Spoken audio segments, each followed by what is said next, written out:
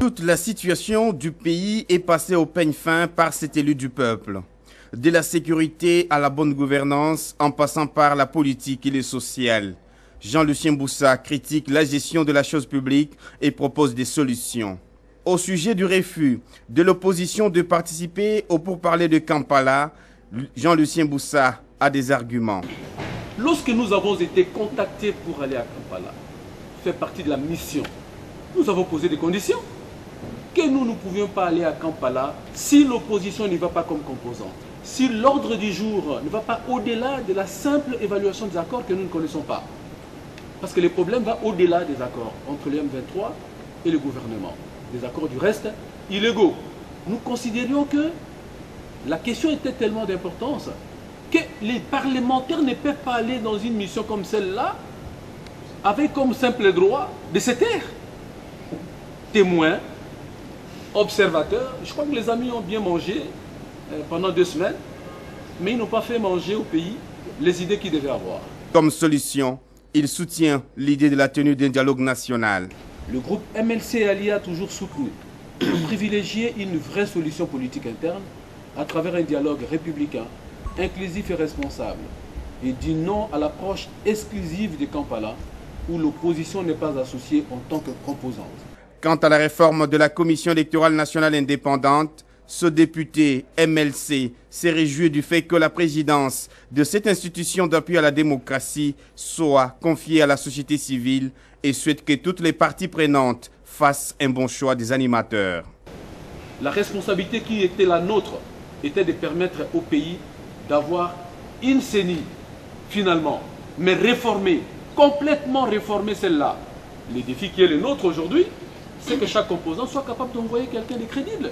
En Corée, les membres de la CENI ne viennent pas ni de la société civile, ni de l'opposition de la majorité.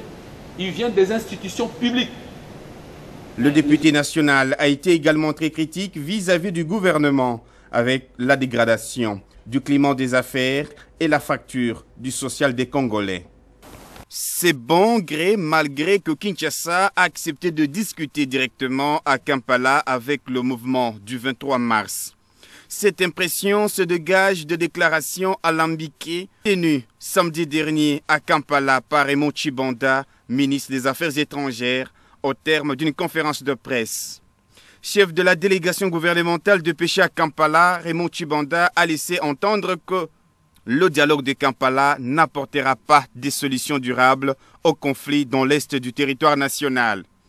Autrement, une solution sous-régionale dans le cadre de la conférence internationale sur la région des Grands Lacs paraît limitée de la vie de Kinshasa pour sortir du bourbier du Kivu. Les dernières déclarations de Raymond Tshibanda sont la preuve d'un désarroi au niveau du gouvernement qui ne croit pas à l'issue du dialogue de Kampala. Mais coincé par la CIRGEL, Kinshasa se trouve en position de ne point sécher les discussions décidées par la CIRGEL. Cependant, malgré tous ces obstacles qui risquent d'obstruer la voie des pourparlers de Kampala, Raymond Tshibanda a estimé que la crise en cours céderait place à une période de stabilité en RDC. Toutefois, le chemin à parcourir reste encore parsemé d'embûches. Trop d'inconnus et zones d'ombre entourent encore les pourparlers de Kampala. Kinshasa qui ne croit pas en une issue heureuse de ce dialogue pour une paix durable dans l'est de la RDC s'y est engagé, quasiment poussé par la contrainte de la conférence internationale sur la région des Grands Lacs dont il est membre. Preuve que Kinshasa doute de l'efficacité des résolutions qui sortiront de Kampala bien avant l'ouverture du dialogue, le Premier ministre Matata Ponyo avait jugé dans une interview à la presse belge presque hypothétique une solution régionale dans le cadre spécialement de la CIRGEL dans la crise de la partie est de la RDC. Autant de faits qui justifient le scepticisme de Kinshasa, note le quotidien Le Potentiel. Si l'ouverture du dialogue de Kampala a permis de calmer les tensions sur la ligne de front, le retour d'une paix durable dans l'est de la RDC ne se dessinera nécessairement pas dans la capitale ougandaise.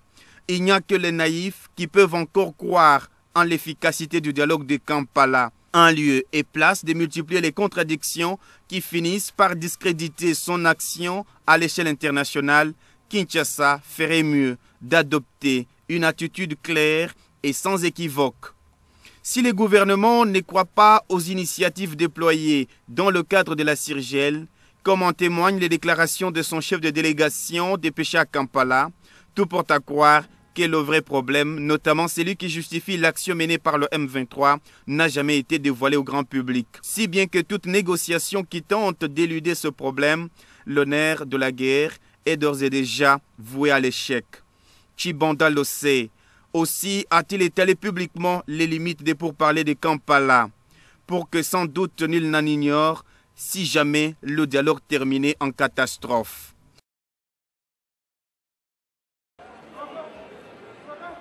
À l'occasion de la présentation de vœux au personnel, le gouverneur de la Banque centrale du Congo, Jean-Claude Massangou, fait le bilan de l'année en cours et brosse les perspectives pour l'année prochaine.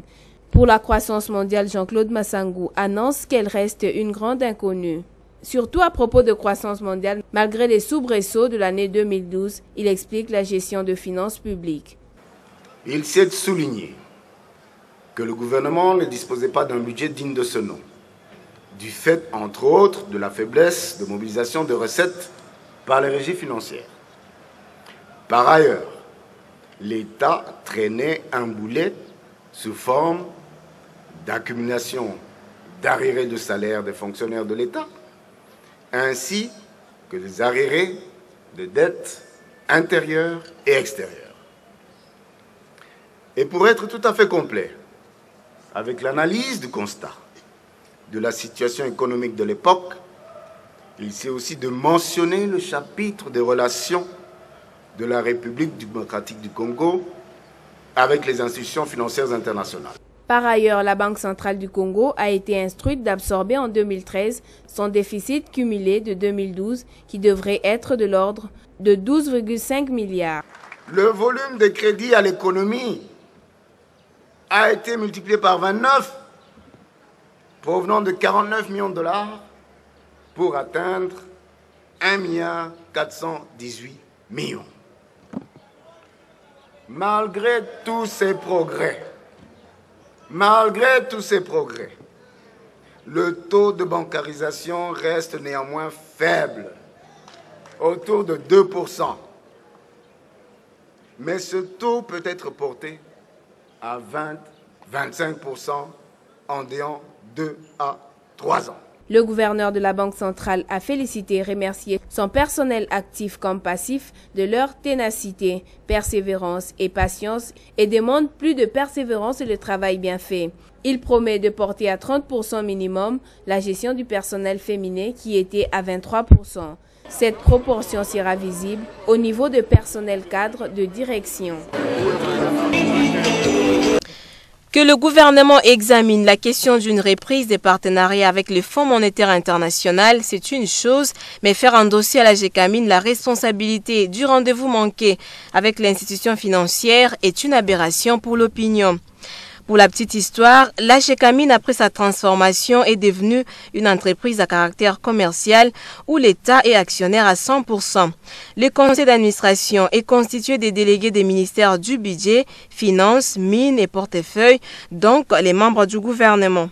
Si la GECAMIN a pêché dans la cession de ses parts à une société minière, pourquoi le conseil d'administration qui a vocation d'examiner ses contrats a laissé passer la bourde? La GECAMIN n'est tout de même pas un bien sans maître. Il suffit tout simplement au conseil d'administration de convoquer l'Assemblée générale pour destituer le comité qui a failli. Malheureusement, dans les entreprises transformées, les conseils d'administration n'ont jamais été mis en place. Ce qui induit que le gouvernement veut une chose et son contraire.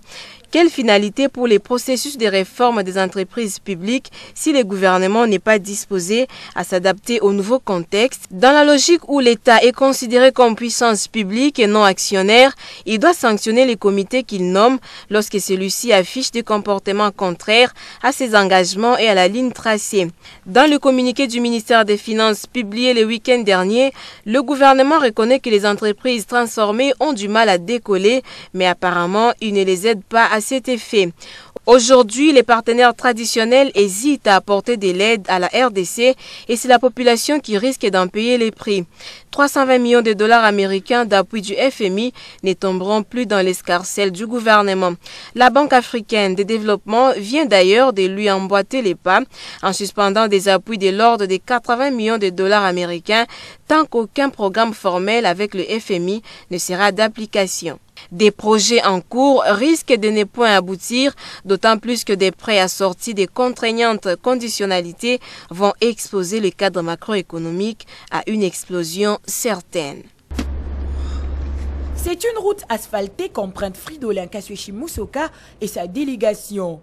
Lubumbashi, Likasi, Kolwezi, le numéro 1 des infrastructures veut s'assurer de l'état de la route. À certains endroits, des nids de poules se créent. Le ministre suggère au directeur général adjoint de l'Office des routes d'intervenir avant que le pire n'arrive. Et cela en compagnie des responsables de la société chinoise Crexet qui s'était occupée des travaux. Fridolin Kasweshi Musoka effectue également des arrêts à des endroits où sont installés des postes d'épaissage, mais également à des postes de péage. Et aussi au pont Lualaba qui est jeté sur le fleuve Congo. Ce pont métallique d'une portée de 700 mètres sera le deuxième plus grand en République démocratique du Congo. Et c'est la société chinoise Crexet qui exécute les travaux. Ils prendront fin en 2013.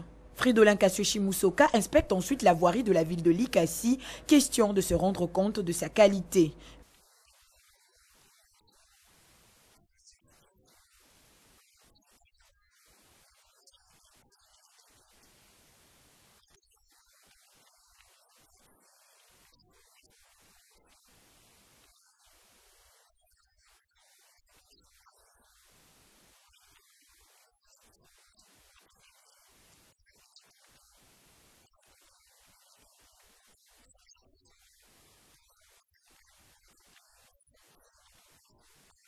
C'est dans la ville de Kolwezi que le ministre de l'Aménagement du Territoire, Urbanisme Habitat, Infrastructures, Travaux Publics et Reconstruction termine sa visite d'inspection dans l'après-midi avant de retourner à Lubumbashi.